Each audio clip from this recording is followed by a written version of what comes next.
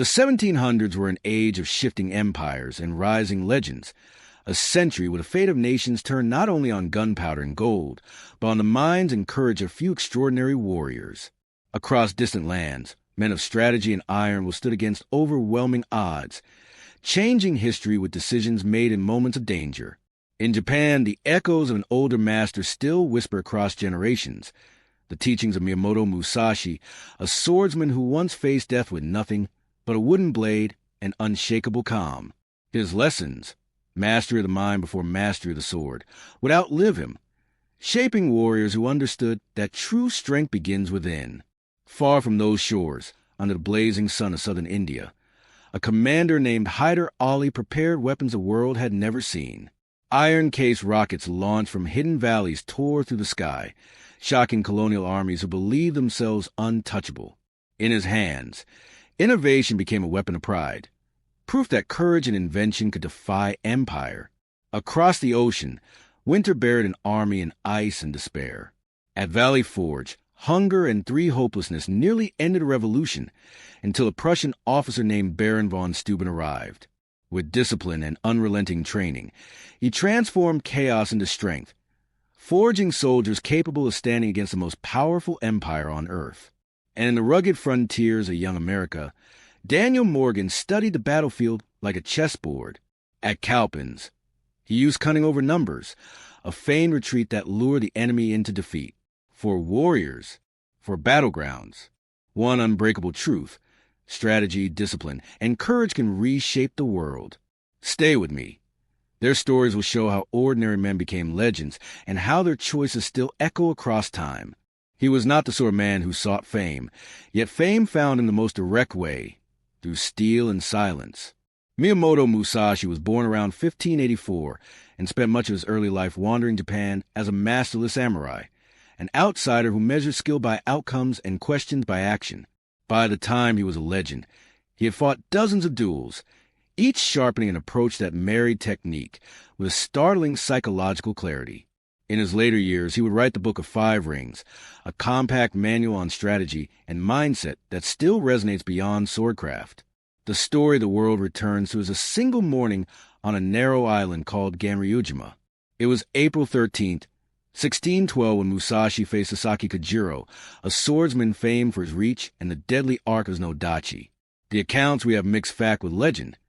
Most sources agree the duel occurred, and many describe Musashi arriving late and carrying a wooden sword carved from an oar, but some historians note gaps and variations in the eyewitness record. I will treat the core as historical, while flagging the details that rest more in lore. Picture a gray morning by the sea. Two reputations meet in shallow water and sand. Kojiro, with his long blade, expected formal honor and a fair fight. Musashi, by contrast, moved in a way that unbalanced more than posture. He unsettled Kojiro's certainty. As his boat landed, he stepped ashore with a bodkin shaped like an oar, the heavy, blunt length throwing the tempo of combat off the familiar rhythm of katana against katana. When the clash came, Musashi struck with precision, a single decisive blow that ended the contest and sealed his standing among warriors. Whether the wooden blade was a show of contempt, a tactic, or simply the only weapon at hand, it became a symbol. Mastery is as much mind as muscle. That day is more than an episode.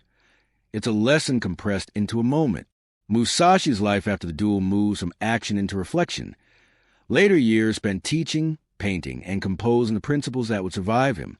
He insisted on constant training, on reading the opponent as much as reading the blade. His method was paradoxically simple: strip away affectation, focus on fundamentals, and be willing to break ritual when it serves clarity. These precepts travel well beyond Japan's shores, entering the language of strategy, wherever people learn that preparation and psychological control can overturn superior arms or rigid expectations. For a documentary voice, Musashi offers two gifts: an unforgettable image, a wooden sword meeting steel on a lonely shore, and a durable idea that combat is a test of the will as much as the body. That idea will thread to the rest of our episode. In different seas and climates, other leaders use mental edge, unexpected tools, or rigorous discipline to tilt outcomes. When we meet them, listen for the same principle repeated in new keys: Sometimes a decisive advantage is not more force, but a different thought about fighting itself. He rose from the ranks, not from a palace. Hyder Ali began life in a modest military household and climbed the ladder command through skill, timing, and relentless ambition. By the 1760s, he had become the dominant power in the kingdom of Mysore, a ruler who understood that the age's battles were fought as much by invention and logistics as by courage on the field. His was a type of leadership that mixed bold strikes with careful preparation, a ruler who read the map as thoroughly as he read his enemy. Hyder's most striking contribution to warfare was technological as well as tactical. Under his rule, Mysore began deploying iron-case rockets, weapons unlike the crude firework-style projectiles Europeans had seen before. Packed into iron tubes, these rockets carried far greater thrust and range. They punched holes in conventional thinking about battlefield firepower. When launched in volleys, they produced confusion and terror, not merely because of flame and noise, but because they introduced an unpredictable, mobile form of artillery the British had not prepared for. That unpredictability paid off at Palaur in September 1780 during the Second Anglo-Mysore War. British columns, trained to face cannon and musket lines, found themselves facing rocket barges that tore through formations and, according to contemporary reports, may have detonated ammunition stores and disrupted command cohesion. The encounter ended disastrously for one British detachment, and the victory at Palaur became one of the era's most embarrassing reverses for East India Company arms. It was a demonstration that local ingenuity could exploit the limits of imperial logistics and doctrine. Hyder did not act alone. He built armies, fostered artillery units, and used terrain with a strategist's eye. He formed alliances and launched campaigns that stretched British assumptions about control in southern India. His son Tipu would later expand and refine many of these methods, but it was Hyder who first put iron-case rockets into organized service and made them a tactical tool rather than a novelty. The British response was slow but decisive. Observing Mysore's rockets and the havoc they could cause, European engineers and officers adapted those lessons. William Congreve later developed rockets that drew on descriptions of Mysorean design, a lineage from Indian battlefields to European arsenals. The chain of influence is a reminder that technology spreads fastest when conflict forces observers to learn or lose. For viewers, Hyder's story is a counter-narrative. It overturns familiar picture of colonial superiority. Here is a leader who used local resources, technical innovation, and tactical daring to challenge an empire that assumed inevitability. He combined a command of men with a willingness to experiment, an approach that repeatedly pulled the rug from under better supplied enemies. Hyder Ali died in 1782, but the shock waves his choices. Rockets screaming over fields, ambushes from concealed heights, and disciplined infantry in the right place at the right time continue to shape conflicts in India and beyond. When you hear the roar of metal on metal and the cry of projectiles in our reconstruction, listen for more than spectacle. Listen for the lesson. Technology can tilt a battle, but leadership decides whether that edge becomes a victory. Hyder Ali's edge was invention harnessed to daring. That combination forced the British to rethink what a modern army could be. Winter had gripped Valley Forge with merciless hands. Snow blanketed the ground, and the wind sliced through thin tents that sheltered men more familiar with farming tools and bayonets. Ragged, hungry, and demoralized, the Continental Army of 1778 teetered on the edge of collapse. Yet within this bleak landscape, a single figure stepped forward, a Prussian soldier named Friedrich Wilhelm von Steuben. His arrival would transform chaos into cohesion, forging a disciplined force capable of challenging the world's most powerful empire. Von Steuben was no stranger to military rigor. Having served under Frederick the Great, he carried the precision of European warfare within him. Every maneuver calculated, every movement drilled until instinct replaced hesitation. But what awaited him in America was unlike anything he had seen. Militias without uniforms, men untrained in formation, muskets ill-kept, and morale running thin. The revolution's dream risked fading in the snow. Where others saw disorder, von Steuben saw potential. He began not with punishment, but with presence, walking among the men, eating their rations, learning their languages through translators. Then he began the transformation. On the frozen fields of Valley Forge, he introduced the Blue Book, a compact manual that laid out clear drills, formations, and battlefield discipline. Day after day, the air filled with the rhythm of synchronized steps, commands shouted with precision, and the crack of muskets fired in unison. He trained officers to lead by example, teaching them that victory required order, trust, and unwavering attention to detail. The men began to move as one, lines tightening, volleys coordinated, bayonet charges disciplined. The effects were immediate and profound. When spring arrived and the army marched out of Valley Forge, it was reborn. At the Battle of Monmouth, British generals faced an American army they barely recognized, steady under fire, responsive to command, and capable of standing its ground against seasoned redcoats. The transformation was von Steuben's triumph, from a collection of volunteers to a fighting machine fueled by confidence and clarity. But his influence reached beyond the battlefield. His training manual became a cornerstone of American military doctrine, shaping how soldiers drilled and fought for generations. He introduced concepts that would define professionalism in the armed forces: attention to hygiene, organization of camps, and respect between ranks. In the quiet moments after drill, von Steuben reminded the men why they endured, not for pay or glory, but for the promise of liberty. His thick German accent, often laced with colorful language, became part of the legend. Soldiers who once stumbled now marched with pride, their muskets gleaming under the pale winter sun. Von Steuben's story is one of transformation through discipline, a lesson echoing across centuries. Where Hyder Ali wielded invention and Musashi embodied mastery of mind, von Steuben forged strength through unity and precision. His gift was not a weapon or a single victory, but a structure that allowed courage to become effectiveness. In every footstep across the snow, in every musket raised and practiced rhythm, his legacy lived, a silent architect of the American Revolution's endurance. The soldiers who emerged from Valley Forge carried not only weapons, but a belief that skill, order, and purpose could stand toe-to-toe with the might of kings. And from that frozen crucible, a new army marched toward history. The dawn over South Carolina broke with a quiet tension on January 17th, 1781. Mist hovered above the fields of Cowpens, cloaking the movements of two armies destined to collide. On one side stood the British, confident in their ranks and reputation. On the other waited a man shaped by frontier hardship and instinct, Daniel Morgan, a leader who understood both the land and the psychology of war. His plan that morning would rewrite the rules of battle and deliver one of the most brilliant tactical victories of the American Revolution. Morgan was no aristocrat of war. Born to modest means in Virginia, he earned his stripes through grit, not lineage. A wagoner turned soldier, he fought in earlier conflicts and learned that courage alone could not defeat a disciplined foe. What mattered was cunning, the ability to use terrain, timing, and human nature as weapons. By the time of Cowpens, Morgan was a veteran of hardship and improvisation, the kind of commander who inspired loyalty because he understood the men who followed him.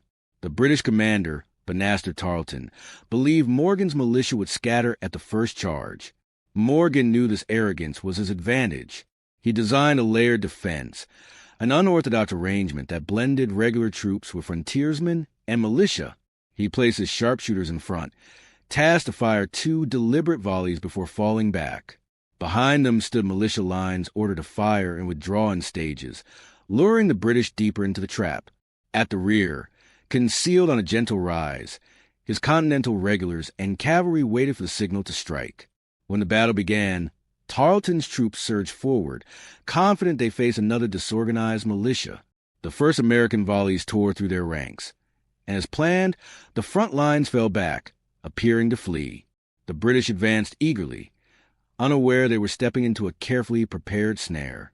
Then came the turn. Morgan's regulars wheeled about, forming a solid line and unleashing disciplined fire. At that moment, cavalry under William Washington charged on the flank, and the supposedly retreating militia swung back into the fight. Within minutes, British order collapsed. Surrounded, harried from every side, their formation broke apart. Over 800 British soldiers were captured, an astonishing reversal for an army that had expected an easy victory. Morgan's use of psychological deception, depth, and coordination turned a seemingly outmatched force into a precision instrument of triumph. Cowpens was more than a battlefield win. It was a masterclass in adaptive warfare.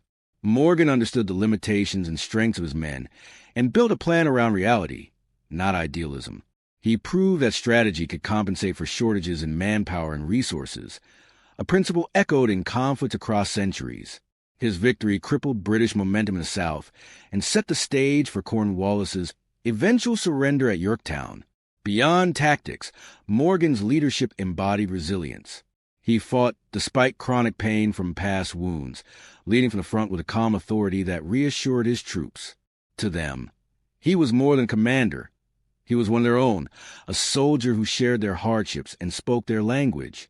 In the broader saga of 18th century warriors, Morgan stands as the embodiment of ingenuity born from necessity. Like Musashi's mental edge, Hyder Ali's innovation, and von Steuben's discipline, his genius lay in turning disadvantage into opportunity. The Battle of Cowpens remains a symbol of how clarity of mind and understanding of human behavior can shift the tide of history. As the smoke cleared and the captured British laid down their arms, Morgan's quiet confidence revealed the truth of his strategy. Victory belongs not always to the strongest, but to the one who sees a battlefield as a puzzle and solves it before the first shot is fired. Across the burning sands of 18th century North Africa, where shifting dunes and ancient trade routes and imperial ambitions collided, rose a commander whose name carried the weight of defiance, Baron von Ali. In an age when great empires stretched their hands toward Africa's wealth and strategic harbors, Ali emerged as a protector of sovereignty, wielding not only the sword but the art of unseen warfare, swift, elusive, and relentless.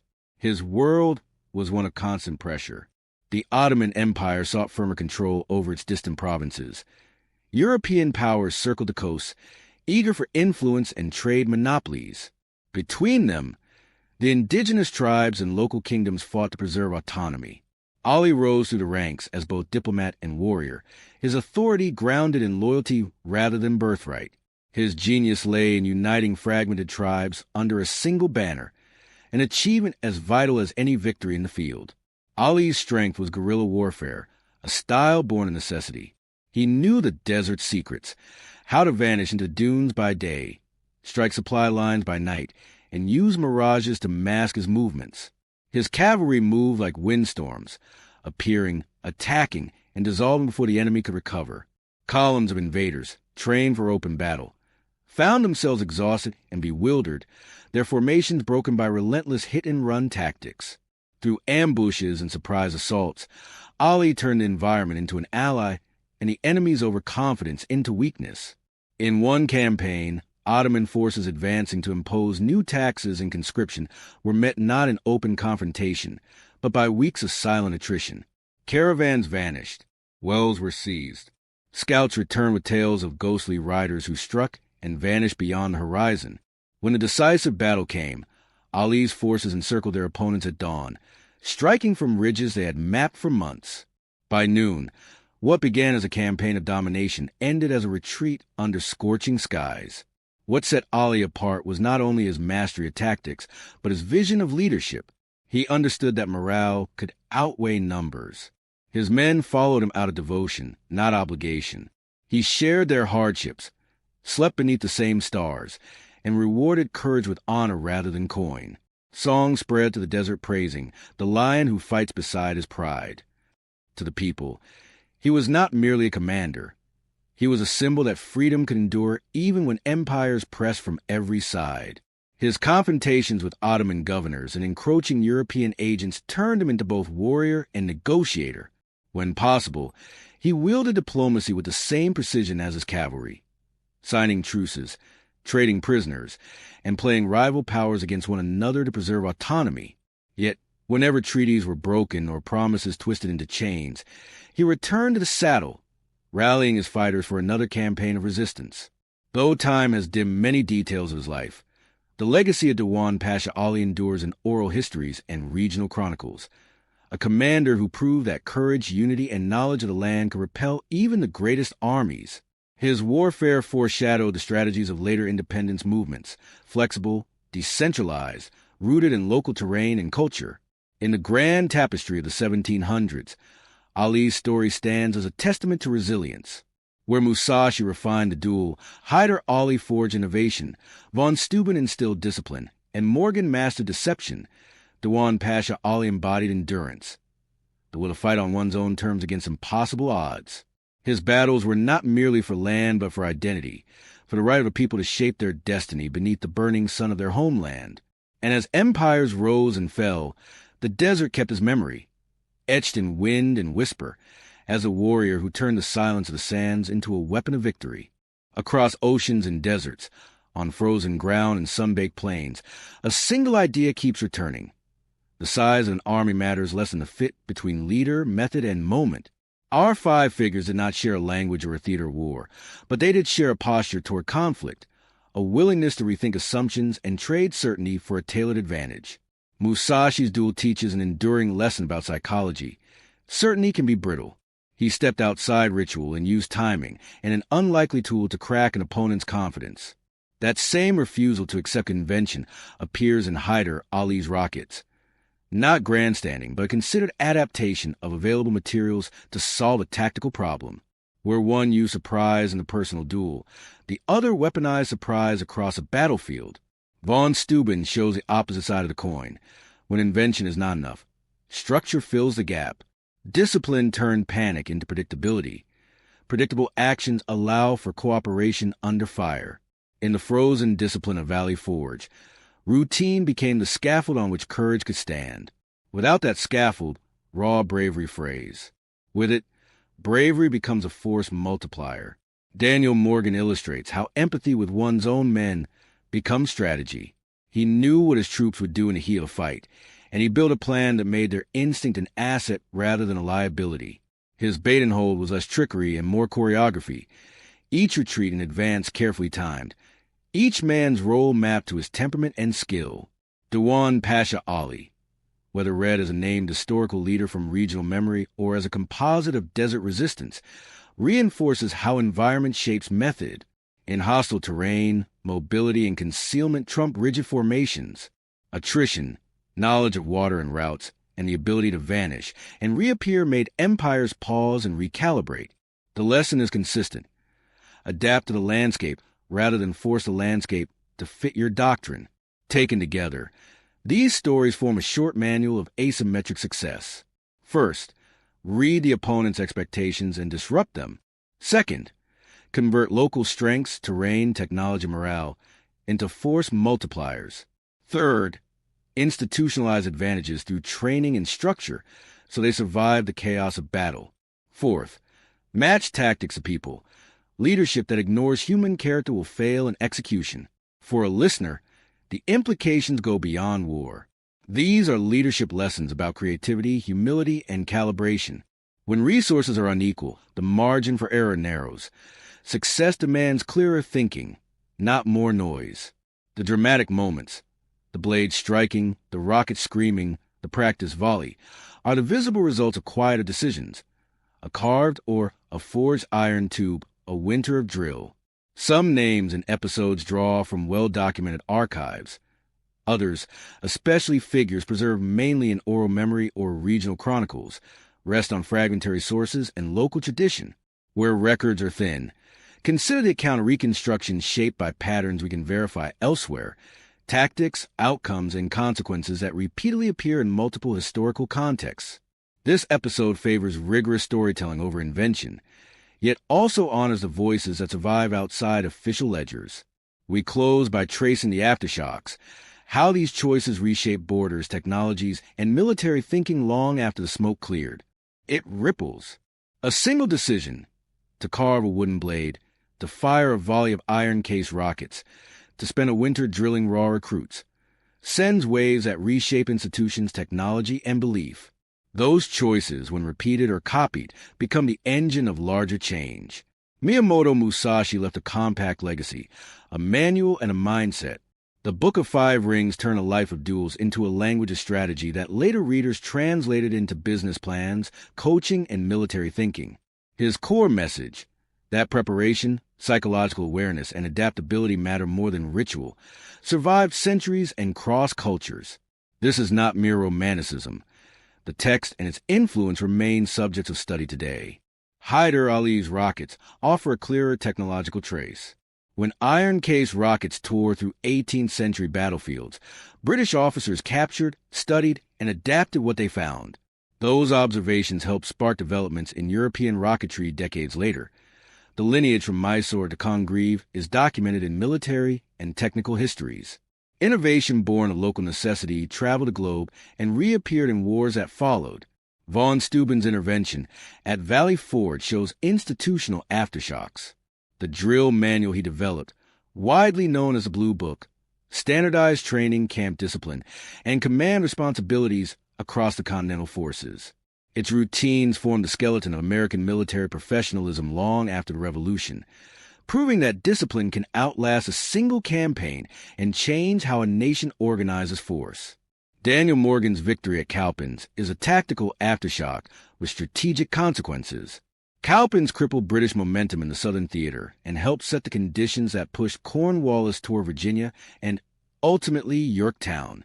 Morgan's use of militia psychology and coordinated depth remains a case study in turning limited resources into decisive advantage. A brief, candid note about Dewan Pasha Ali.